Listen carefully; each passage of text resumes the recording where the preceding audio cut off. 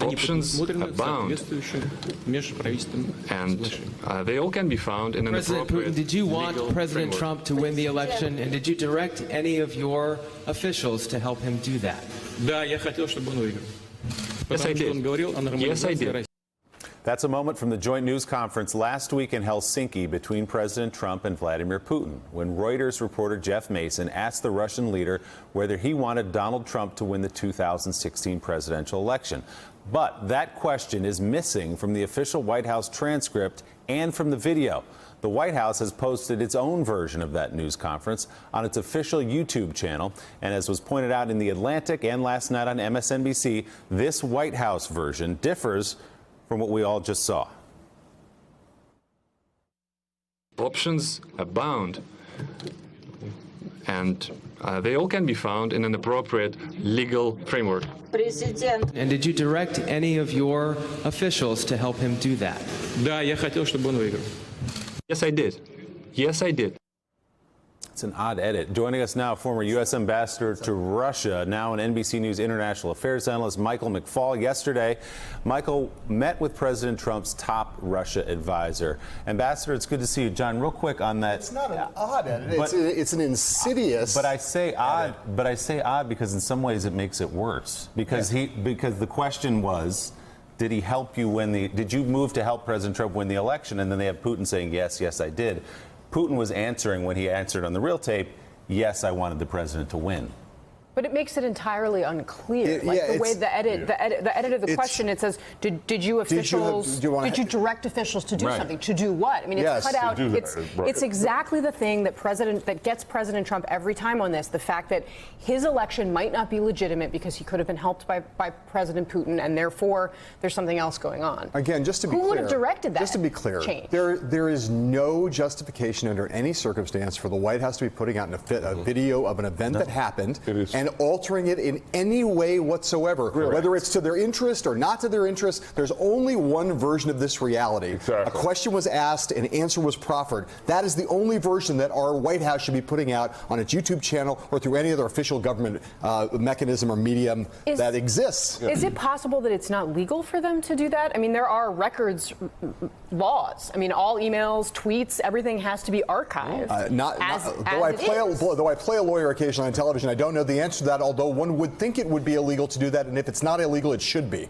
So, Ambassador McFaul, let's talk about your meeting yesterday. Obviously, this comes against the backdrop of the White House saying, Sarah Sanders from the lectern there in the White House briefing room, that they were entertaining the idea put forth by President Putin of making you and others available for interviews in some kind of a sham investigation in Russia.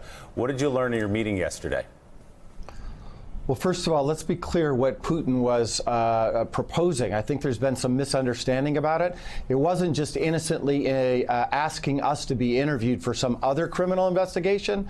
It was asking to interview us because they considered us to be potential criminals in an ongoing investigation. So they were accusing me on the record of being a suspected criminal for doing the work I did while an Obama administration official. And it's so crazy that they even got some of the facts wrong. Just so you know, allegedly it's what I did in 2009 and 2010 at the State Department in Moscow. And just to be clear, in 2009 and 2010, I worked at the White House.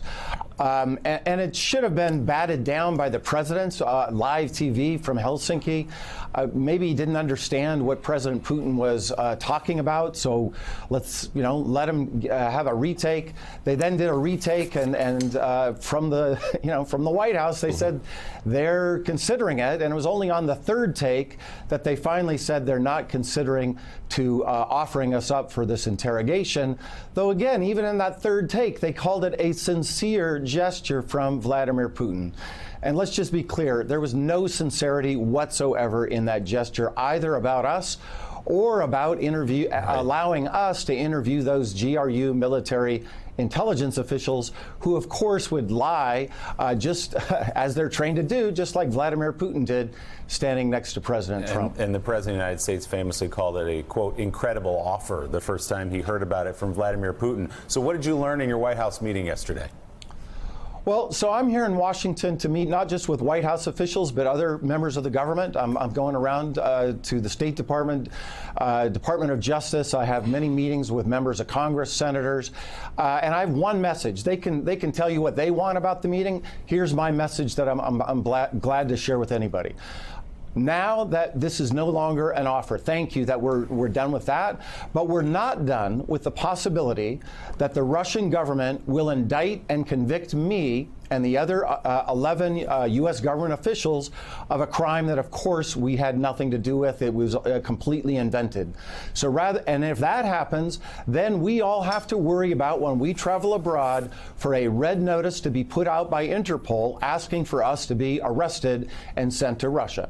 And there are cases of this. Most famously, Bill Browder has been living with this for years, but he's not the only one that lives with it. I just talked to a senior Ukrainian official the other day who reminded me that they do this all the time with Ukrainian citizens. So I want my government, I want my president, my commander-in-chief to tell Vladimir Putin under no circumstances should you go after these American government officials, former and present, and that will have dangerous consequences for our relationship. I want them to preemptively protect us so that we don't face that kind of harassment. Ambassador Gene Robinson here. Are they going to do that? Are they going to keep you from being effectively a prisoner within the confines of the United States, lest you be hauled off to Moscow?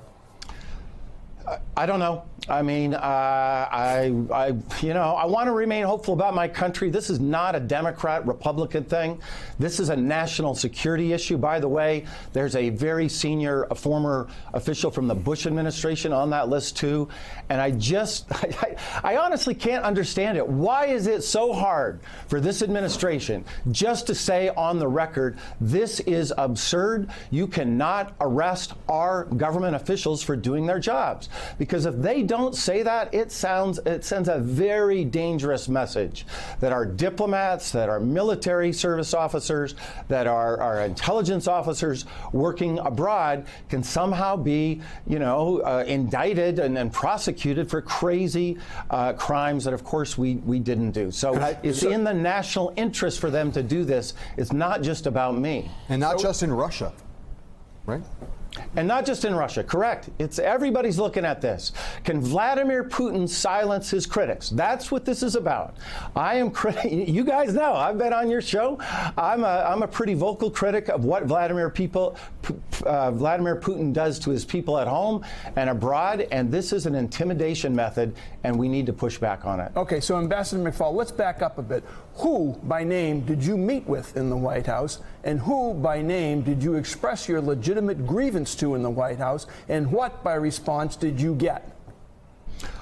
Well, it's in the public domain. They reported it, not me. I met with Fiona Hill, the senior person on Russian affairs, and I want to be clear. I have lots of other meetings, and I'm going to let them read it out. I'm not going to report on my own case. I have a message that I'm bringing to them, and I want the American people to hear the same message so that we have some action. And again, I want to underscore this one more time. This is not just about me. This is about the other 11 Americans on that list, and literally tens of thousands of Americans who serve our country abroad who could be prosecuted if we don't push back on autocratic dictators who use the law to intimidate us. Well, I know you're going to stay on this, and we will too. Ambassador Michael McFaul, thanks for your time as always. We appreciate it. Thanks for having me. Still to come this morning, there were no indictments from the Benghazi investigation or the Clinton email probe, but that didn't stop Attorney General Jeff Sessions from repeating and laughing along with the "Lock Her Up" chant yesterday with a group of high school students. We'll talk about that ahead on Morning Joe. Thanks for checking out MSNBC on YouTube, and make sure you subscribe to stay up to date on the day's biggest stories. And you can click on any of the videos around us to watch more from Morning Joe and MSNBC. Thanks so much for watching.